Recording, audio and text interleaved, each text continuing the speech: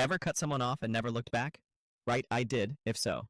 I had been looking forward to this weekend for weeks, not because I was dying to see the group, but because it had been something I felt I could enjoy without worrying about the usual tension that followed every invitation, and yet, when I finally opened the group chat and saw the message, I froze. The words were polite, almost sweet in a way that made them sting more. You don't have kids, so you don't need to join. I stared at it for longer than I should have, scrolling up and down to make sure I hadn't missed some kind of hidden joke, some disclaimer, but there was nothing. It was exactly what it looked like, an official exclusion that no one had the courtesy to soften, and for a moment I felt that hollow twist in my stomach that comes when you realize you've been dismissed in the most casual, effortless way possible.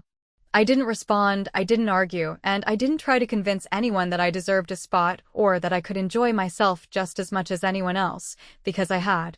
learned long ago that arguing against people who see you as optional is exhausting and usually pointless. Instead, I closed my laptop, set my phone aside, and forced myself to take a deep breath, trying to shake off the embarrassment and the disappointment that came with being so clearly undervalued by people I had considered friends for years.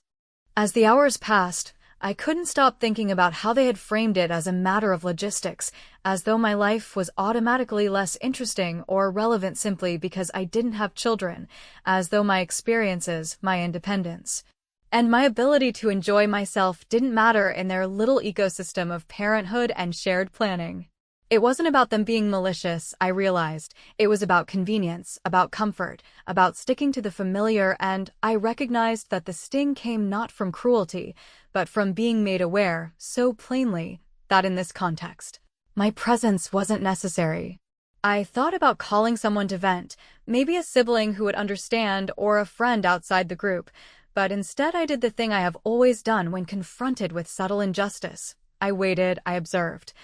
and I decided to turn the situation into something that belonged entirely to me.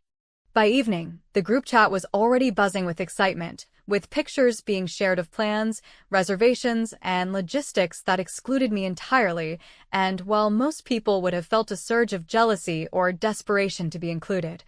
I felt only the slow, deliberate rise of a different kind of satisfaction, one that came from knowing that my reaction would not be predictable and that my opportunity to act in my own way had not yet passed. I poured myself a glass of wine, sat down by the balcony, and opened my laptop, scrolling through options for a weekend that would belong to me alone.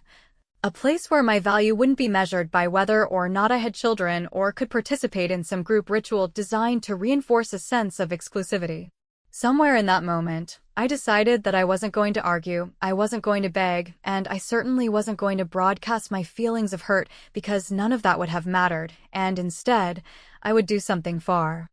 more satisfying. I began researching destinations with a level of focus I hadn't felt in years, scanning for hotels that were both exclusive and elegant, places that could be shared in a way that would speak volumes without a single word being directed at anyone. And as the options narrowed, I realized that this was turning into something more than just a personal retreat. This was an opportunity to reclaim my power in a situation where I had been rendered invisible, and the thought of quietly showing them what they were missing, without confrontation, brought a smile that was more satisfying than any apology or acknowledgement I could have demanded. I booked the room, confirmed the arrangements, and as I did, I started drafting the outline of the weekend in my mind, imagining the photos I would take, the captions I would write, and the subtle way I could let the world, and more importantly, the people who had excluded me, see exactly what they had assumed I didn't deserve. That night, I didn't sleep as much as I usually would, because anticipation has a way of stretching the hours when it carries the weight of a quiet, personal victory, and I found myself going over every detail in my head,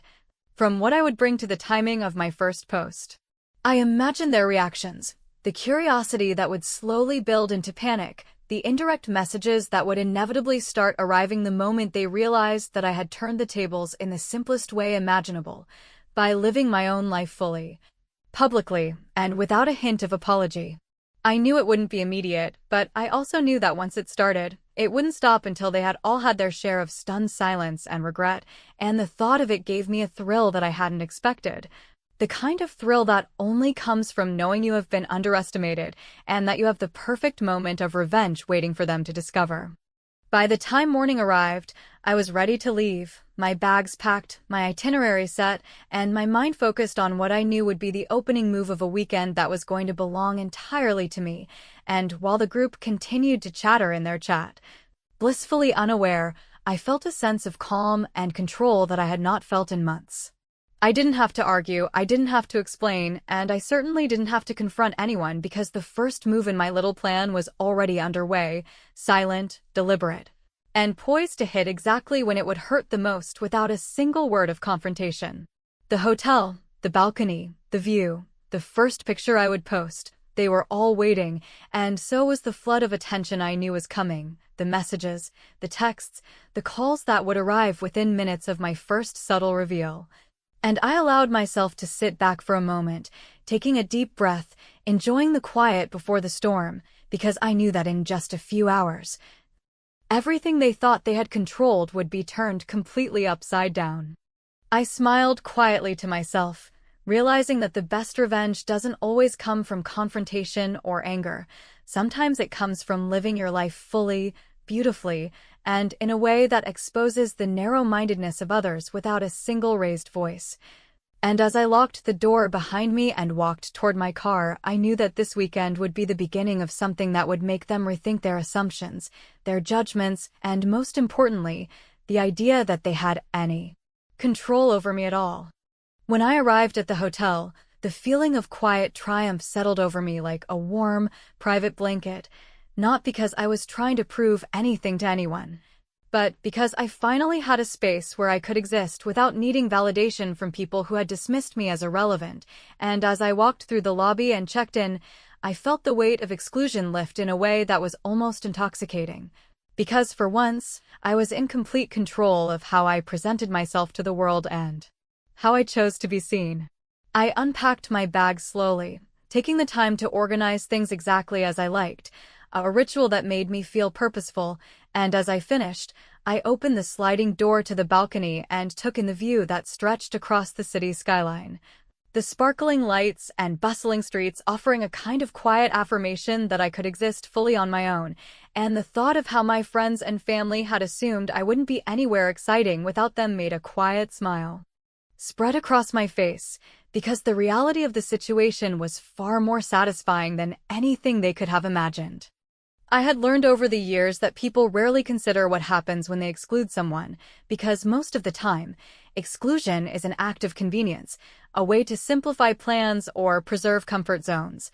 And they assume that the person being left out will fade into irrelevance, silently resentful, but ultimately powerless, and I wanted them to see exactly how wrong that assumption was without ever having to explain myself or make a scene.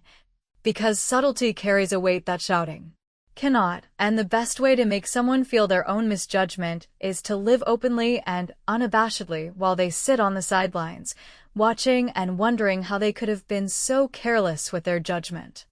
After unpacking, I set my phone on the balcony railing, angled just enough to catch a few glimpses of the city behind me, and I framed the shot in a way that felt natural and effortless, because the goal was not to flaunt wealth or status, but to create a quiet sense of curiosity and, if I was honest, mild panic among those who had decided I didn't need to join them. And as I tapped post and watched the first photo upload to my social media, I immediately imagined the small flurry of messages that would arrive, the subtle jealousy mixed with confusion, and the tentative curiosity that people feel when they realize they might have underestimated someone they thought was irrelevant. I didn't linger to watch notifications because part of the plan was to let it happen organically, to allow the momentum to build in a way that felt spontaneous to anyone observing it, while behind the scenes, every detail was deliberate and considered to maximize the impact without ever appearing deliberate or staged. For the next few hours, I explored the hotel, treating myself to the little luxuries that I had intentionally chosen. Everything from a quiet meal overlooking the city to a stroll around the property that allowed me to settle into the rhythm of a weekend that belonged entirely to me. And the contrast between my freedom and the assumptions of the people who had excluded me was almost delicious, because while they were negotiating, coordinating, and validating each other, I was moving through spaces with ease, unbothered by anyone else's need to measure my worth, and the knowledge that I was being underestimated only amplified the satisfaction of my quiet victories. A satisfaction that grew with every step I took across the polished floors and through the quiet corridors that led me back to my balcony at the end of the day. By evening, I had carefully curated a series of moments, small and unassuming, to share in the next set of posts, each designed to subtly showcase that while I had been excluded from their plans, I was experiencing a level of enjoyment and privilege they had assumed I could not, and as I scrolled through the hotel amenities, noting the personalized touches and the elegance of each corner, I imagined the questions that would start pouring in from the group chat, the ones that would be filled with curiosity and thinly veiled panic, and I allowed myself a quiet laugh at the thought that I would be the center of attention not because I had asked for it or demanded it, but because I had quietly positioned myself in a way that made them reconsider their assumptions without ever confronting them directly. As the sun set, I framed another photo from the balcony, capturing a view that was both grand and understated, a moment that felt private and shared at the same time, and I added a caption that was deliberately neutral, almost casual, but charged with enough implication that anyone who had dismissed me would know immediately that I had arrived at a place they hadn't thought I would, and as I hit post and stepped back, I felt the subtle rush of control and anticipation, because I knew that once the messages started arriving, they wouldn't stop, and the group would be forced to reckon with the fact that their exclusion had only amplified my ability to assert presence, subtly, powerfully, and in a way that they could not ignore. And for the first time in months, I felt a sense of satisfaction that went beyond simple revenge, because this was not about proving them wrong in a confrontational way, but about allowing them to realize it themselves while I watched silently from a distance, confident in the knowledge that everything they thought they controlled had already slipped through their fingers. It started slowly, almost imperceptibly, with a notification here and there that I barely glanced at while enjoying my coffee on the balcony, but within the hour, the pace picked up in a way that was impossible to ignore. As the messages came pouring in from every angle, some from people I considered close friends and some from distant relatives who rarely reached out unless there was a reason, and each one carried the same mix of surprise, disbelief, and subtle judgment, all of which only made the situation more satisfying because it proved exactly what I had known from the beginning, that exclusion, no matter how politely phrased, often stems from underestimating the person being left out, and the realization that they had all assumed I would simply fade into the background without reacting made the unfolding moment even sweeter. The texts ranged from casual curiosity disguised as concern, to veiled accusations that seemed to suggest I had somehow overstepped by existing in a space that they had assumed would never belong to me, and as I scrolled through the flood, I found myself smiling quietly at the absurdity of it all, because they had thought that my lack of children automatically made me irrelevant to their plans, and now, faced with the evidence that I was not only participating in a weekend of luxury, but doing so on my own terms, they were forced to confront the reality that their judgment had been both narrow and spectacularly wrong. And the satisfaction of watching them realize their mistake without me having to speak a single word was almost intoxicating in its subtle power.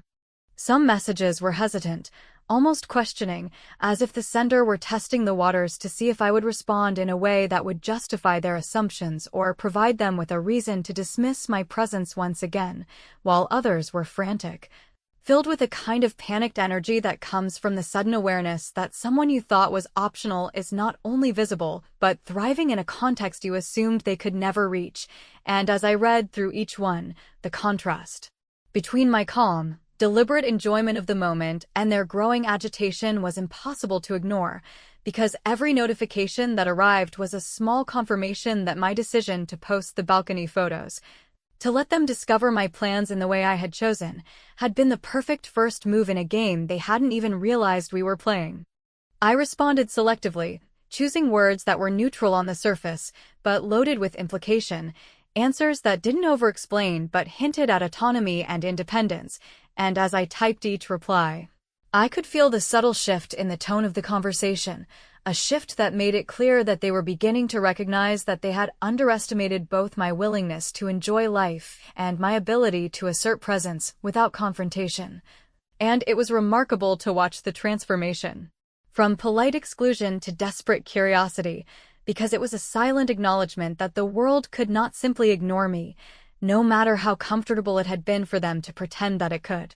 Throughout the afternoon, the pace of messages intensified, and I noticed that the group chat itself, once a steady rhythm of casual planning and shared excitement, had become almost frenetic. With questions and speculations arriving faster than anyone could respond to them, and while part of me could have indulged in the drama by giving detailed explanations or trying to justify my actions, I held back. Because the brilliance of the situation was that I didn't have to, and the suspense, the uncertainty, and the growing tension among them were far more satisfying than anything I could manufacture through words, because it forced them to see me as someone whose life, whose choices, and whose enjoyment of a moment were completely independent of their approval or participation. By evening, the flood of messages had reached a point where it was almost impossible to follow each thread, and while some friends tried to mask their astonishment with humor or sarcasm, others were overtly trying to process the implications of the fact that I had created a weekend that was entirely my own, a weekend that was beautiful, luxurious,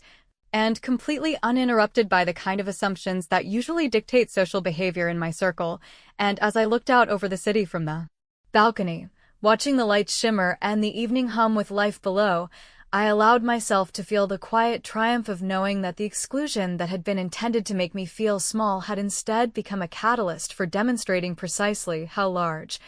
confident, and unapologetically alive I could be, and that the realization, once fully processed by everyone on the receiving end of the texts, would hit with an intensity that I could only imagine in quiet satisfaction, because sometimes the most powerful victories are those that arrive without confrontation, without argument, and without even a hint of aggression, but are instead carried entirely by presence, awareness, and the subtle delight of being underestimated and proving everyone wrong in the most elegant way possible. By the time the second day of my stay arrived, the flood of messages had transformed into a strange, almost electric anticipation, as if every person I had ever known was simultaneously watching, speculating, and scrambling to understand how someone they had dismissed so casually could exist so fully in a space they had assumed I could never reach. And the realization that my quiet assertion of autonomy had already begun to destabilize their assumptions was almost thrilling, because I had achieved a level of influence without confrontation, without raising my voice, and without engaging in any overt power struggle, which meant that every reaction I received carried an authenticity that was far more satisfying than anything I could have manufactured through argument or explanation. I spent the morning reviewing the messages that had accumulated overnight, noting the patterns of concern, envy, and disbelief that threaded through each text, and I could almost feel the mental gymnastics that were taking place on the other side of the screen. As friends and family tried to reconcile the version of me they had assumed existed, a woman without children, without responsibilities that demanded a vacation like this, with the reality of someone fully capable of orchestrating her own life in a way that demanded recognition, and as I responded selectively, I chose each word carefully, crafting answers that seemed casual while carrying the weight of deliberate intention. Because my goal was not to lecture or justify, but to allow them to realize, in their own minds, that their assumptions had been not only short-sighted but spectacularly flawed.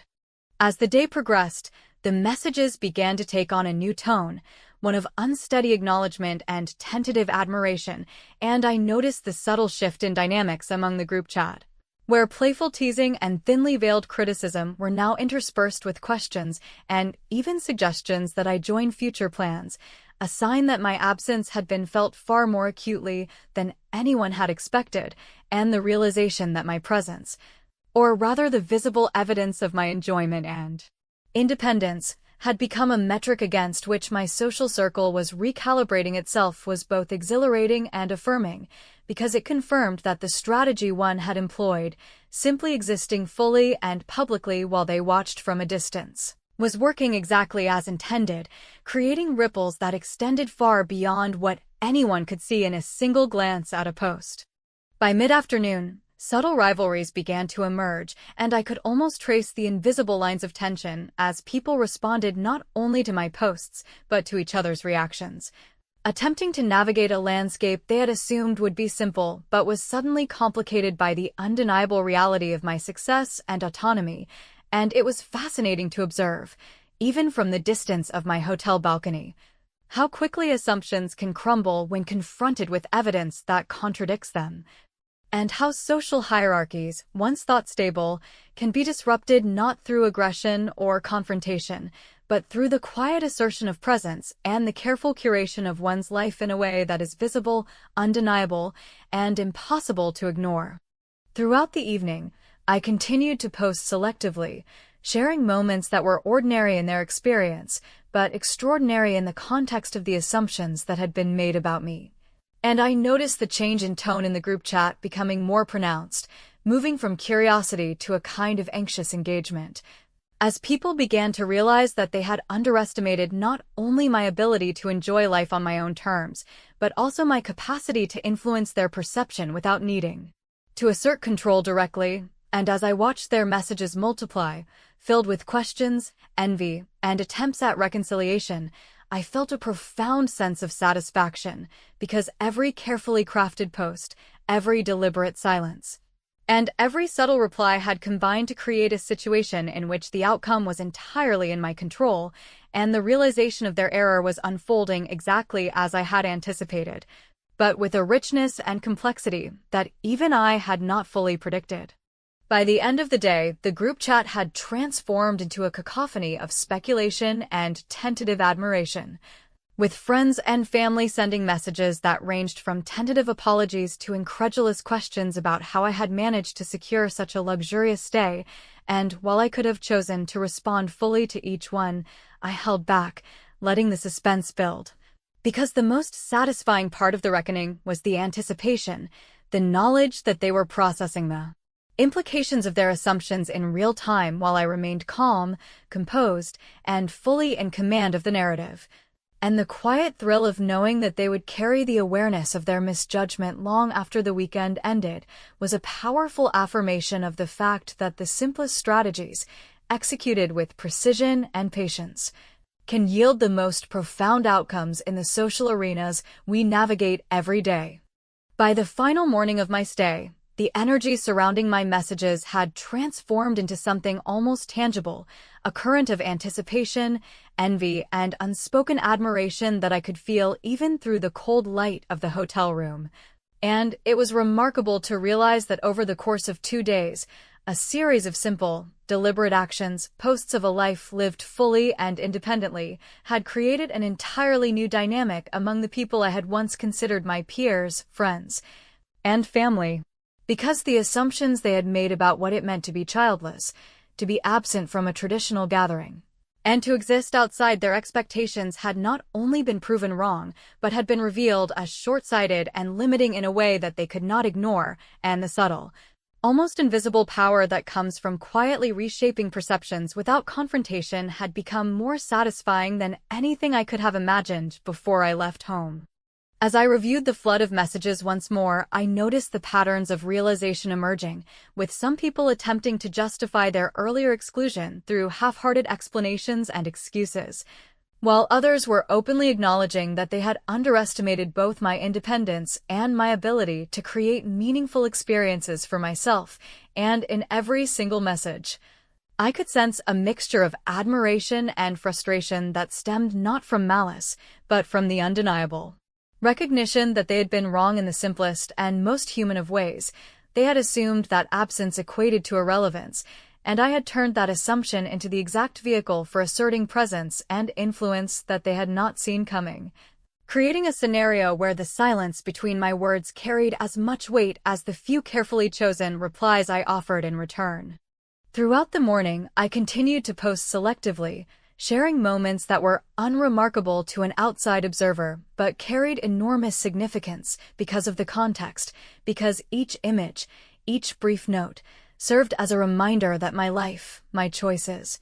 and my enjoyment of the moment were entirely my own and did not require validation or inclusion from those who had assumed they could define what was meaningful for me, and the reactions I received only reinforced the depth of my strategy. Because it was clear that their responses were not only about the content I shared, but also about the realization that they had misjudged my capacity to navigate, influence, and command attention without confrontation. And that the influence I now held was both quiet and undeniable, the kind of victory that leaves an impression far deeper than any argument or explanation ever could. By midday, the messages had evolved into something almost frenetic, with friends and family reaching out simultaneously, trying to gauge whether my enjoyment of the weekend was accidental, planned, or somehow tied to an intention to assert dominance in a social hierarchy they had believed was theirs to control. And while part of me could have indulged in the drama and offered explanations that would satisfy their curiosity, I chose to remain distant, letting the suspense work as a force of its own. Because the brilliance of the situation was not in my ability to justify myself, but in the way my presence alone disrupted expectations, reshaped assumptions, and demonstrated in a single, cohesive arc that autonomy, confidence, and quiet control often deliver far more satisfaction than confrontation or explanation ever could. As the evening approached, I decided to conclude my stay with a final post, one that encapsulated the essence of what I had accomplished, and as I uploaded it, I felt a sense of completeness because it was more than just a message or an image. It was a declaration of the new reality I had established, one where my presence could not be ignored, my decisions could not be dismissed, and my autonomy demanded recognition without being forced. And as the messages began to arrive in waves, full of astonishment, tentative apologies, and acknowledgement of my success, I realized that the final move of my unspoken strategy had been executed perfectly, because the reactions were immediate, unmistakable, and entirely the result of the careful, deliberate path I had taken, proving that subtlety, patience, and precise control of narrative could accomplish far more than loud confrontation ever could.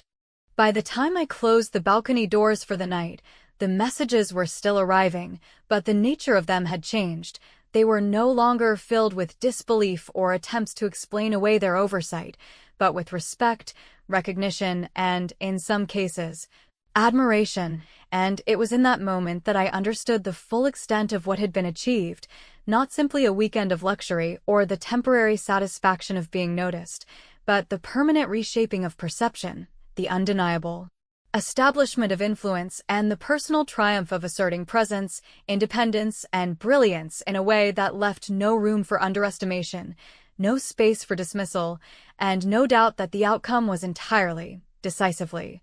and satisfyingly mine. The flood of messages eventually slowed, replaced by the quiet acknowledgement that my life, my choices, and my autonomy had rewritten the assumptions they had made, and as I finally leaned back, taking in the culmination of what had unfolded,